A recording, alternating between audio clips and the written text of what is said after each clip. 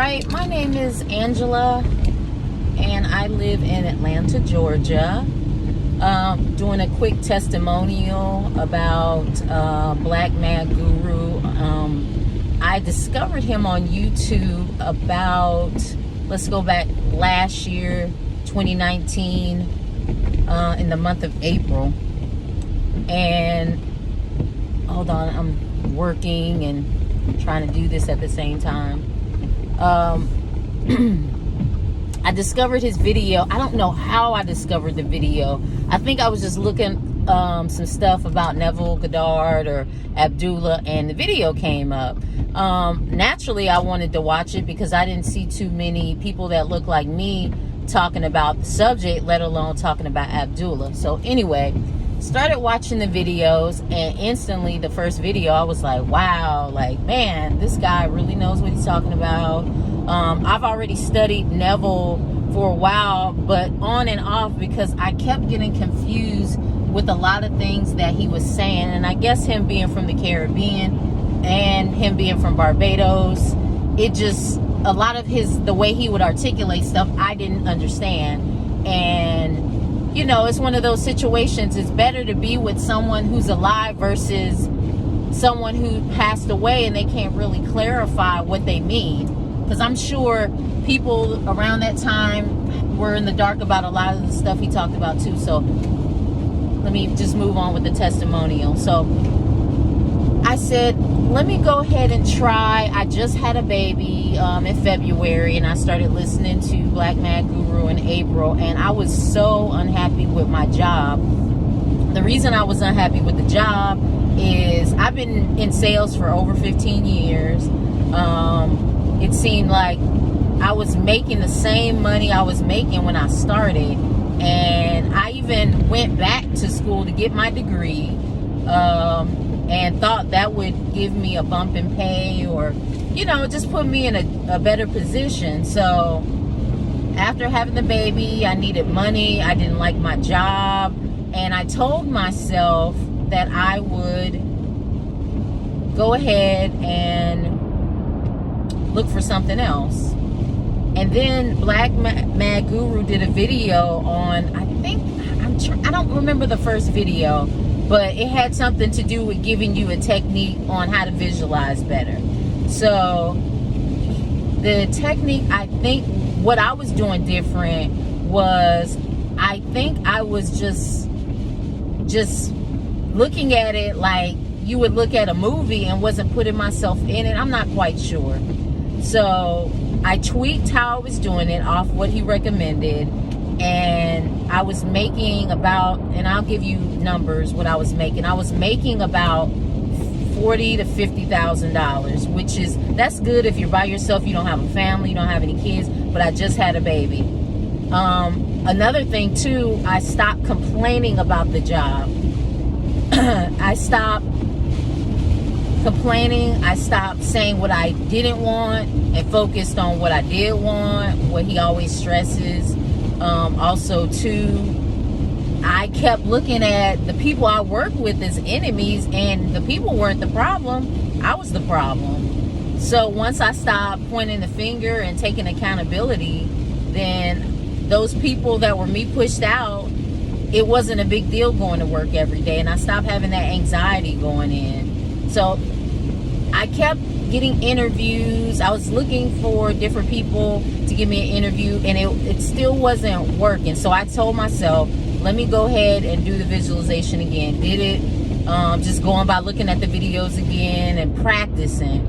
So I stopped looking for a job, and jobs started looking for me. Like, people were calling me out the blue, and there was one particular job where they reached out to me, and at first I didn't get a feeling at all, pretty much a neutral feeling. And the neutral feeling, I still went ahead and applied, or went ahead and did the interview. So as I'm going through the interview, there was like 4 to 5 pieces of the interview, all these people you had to meet. And then they flew me into where their headquarters was, and I got excited about it because I'm like, wow, this company's spending money on me. So they sent me into headquarters, and what I did before I went to this last interview, I wrote an amount that was just ridiculous, an amount that to me was impossible to get. but that I could really use. So I wrote that amount down, and I went ahead and I wrote it down, what I wanted in the job, what I wanted it to do for my family. And I did the final interview, and after I did the final interview, I just felt really good, like I had the job, and I just claimed it as such. Now, I had that interview on a I want to say a Thursday, and they flew me in and flew me back. No, they flew me in Wednesday, so I spent the night overnight, did it Thursday, and they told me, I was like, please don't let me get on this plane without knowing if I got the job or not. You know, they kind of, you know, laughed at that a little bit and was like, no, this is just how we do things. And let me say this, I felt a little insecure because I was I felt African American that was interviewing, because I was looking at everybody that worked there and there was no African Americans there. And I was like, oh my God, I said, still, that's not going to deter me from what I want.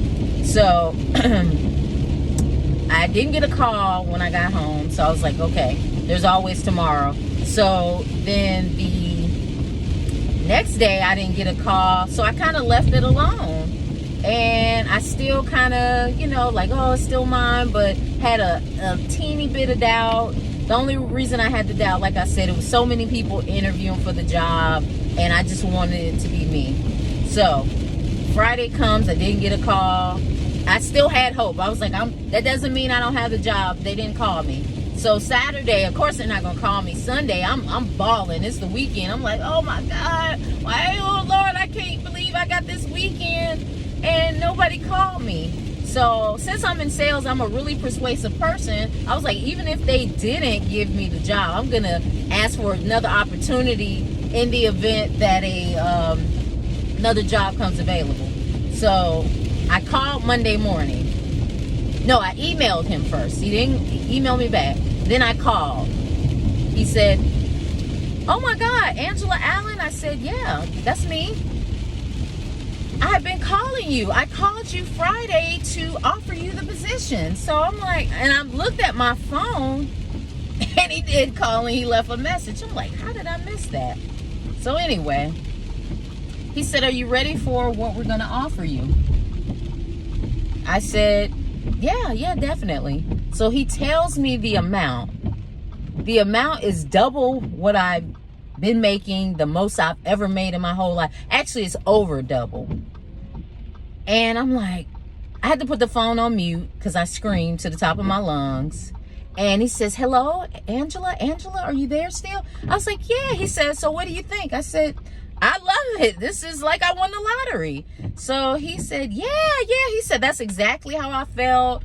And this is what had me the money was great, but this is what had me in awe, you guys, is they gave me a pie chart on how many people actually interviewed versus how many people got selected for the second round, how many people got selected third round, fourth round, then this final round. Do you know over 465 people in a big city that I'm in the United States, I got picked.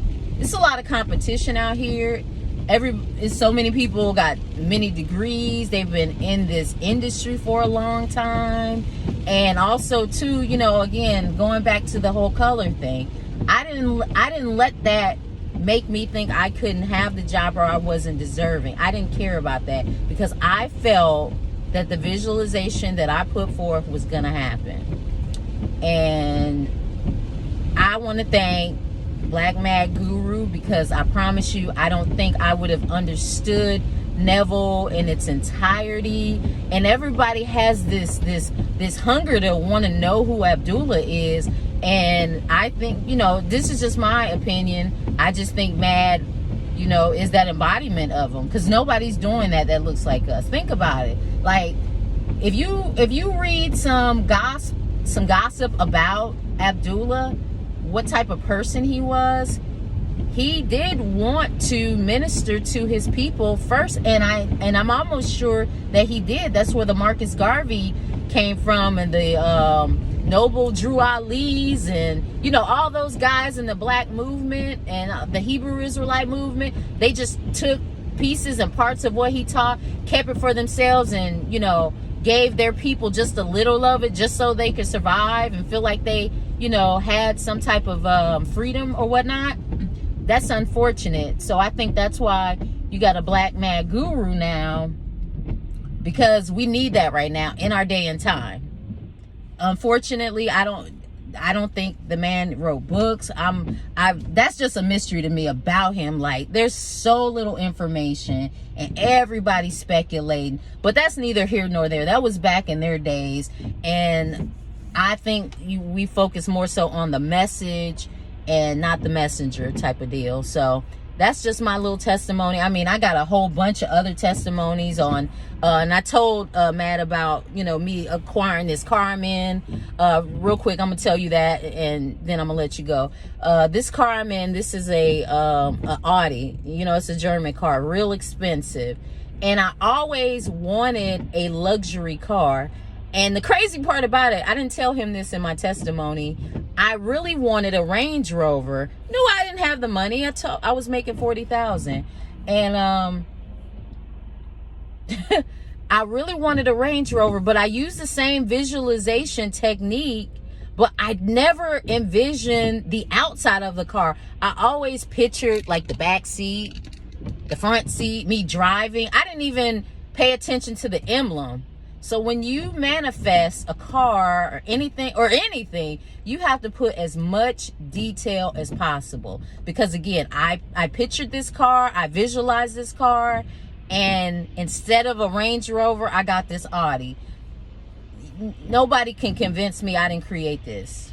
This was not the luck of the draw. I was in the car I had was okay. You know, it was pretty much, I had it for a long time, and I drive for a living, so I needed a more durable car, and I wanted something that I felt proud to make a payment every month and stuff like that. But y'all, I don't know what your situation is now, but all you can do is just test it. Do exactly what I did.